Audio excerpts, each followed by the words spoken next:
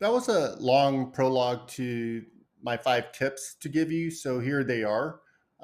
First is when you first go to market with your idea or solution, you do it with something that is allows you to modify uh, what you're sharing easily. Something like a slide deck, right? Like Google Slides or PowerPoint.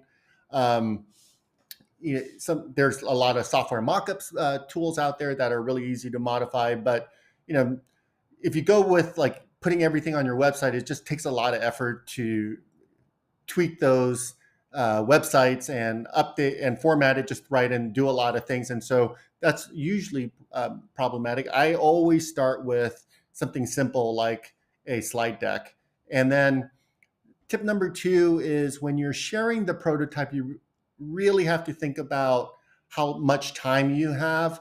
And ideally, you want to introduce your prototype in about 5 minutes. And let me explain to you why.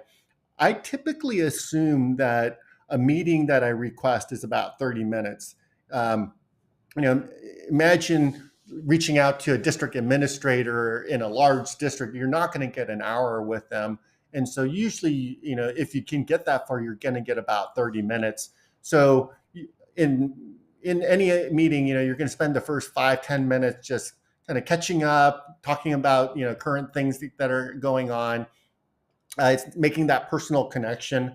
Then you might uh, start talking about what you've been doing for another 5 minutes, and then you have about 5 minutes to introduce your prototype and say, okay, here's the idea, share your slides or whatever, and then you have about 10 minutes for them to give you feedback, and that's what you're really there for. So you can't forget that you can't spend 15, 20 minutes describing your prototype.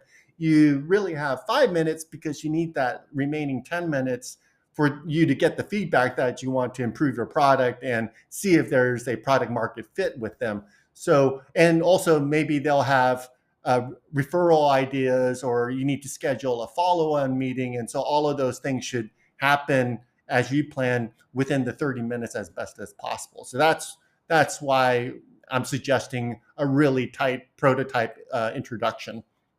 Uh, the third one is just your direct outreach plan, right? Like I shared with you what I did, but when you're only doing 10 over the course of 3 to 4 weeks, there will be a lot of lulls in between, your initial email, your follow-up email, and your meetings. And so if you don't want those lulls and you're not comfortable with those lulls, then you really have to increase your volume to, let's say, 50 to 100, like we talked about before, because then you have so many that you're sending emails out when you have those gaps, and then you get responses and you're following up. So it'll smooth out some of the lulls you'll have in engagement when you're only sending out a few. And then four is continuing to make deposits into your advertising plan. And I'm not talking about financial deposits, but time deposits, right? So the kinds of things that I did with that initial 10 that I described earlier is I would post a lot about that topic on LinkedIn because I know that they're also active on LinkedIn. I may reach out to other people that are in the district as well, or people that know them, just because they may interact with them and say, oh, recently I talked to Anthony, and so on and so forth, right? So it's really trying to figure out all of the surrounds around the target markets that you're going after. And then finally, as the story went on, you'll see that, again, like I mentioned in the prior lesson also, that you're often planning these things and your assumptions are around mostly perfect conditions, right?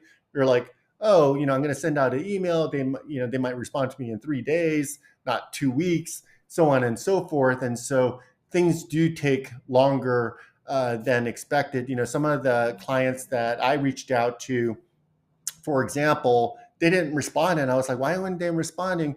And one person just forgot to respond until I texted them, right? I was like, oh, I'll just text them and see. And they were like, oh, super apologetic. And the other person, they just had a couple major issues at the schools. And after I connected with them, I realized, oh, those were really big issues. So then I understood why they didn't respond right away. And so there are a lot of factors that go into it, or you didn't realize the school had spring break or whatnot. And so there's so many things that can delay the timelines that you have in mind. And so you have to be prepared that it's going to take a little bit longer than you anticipate in your plan.